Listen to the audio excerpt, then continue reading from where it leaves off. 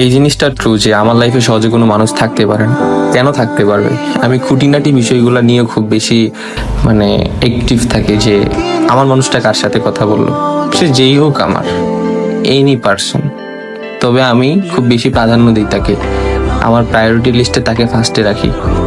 কিন্তু দেখি যে না, ওই মানুষটাও প্রায়োরিটি দিচ্ছে না, ওই মানুষটাও দেখি যে সেম ভাবে অন্য কাউকে প্রায়োরিটি দেওয়ার চিন্তা ভাবনা করতেছে। তার লাইফে আমি কেন থাকবো?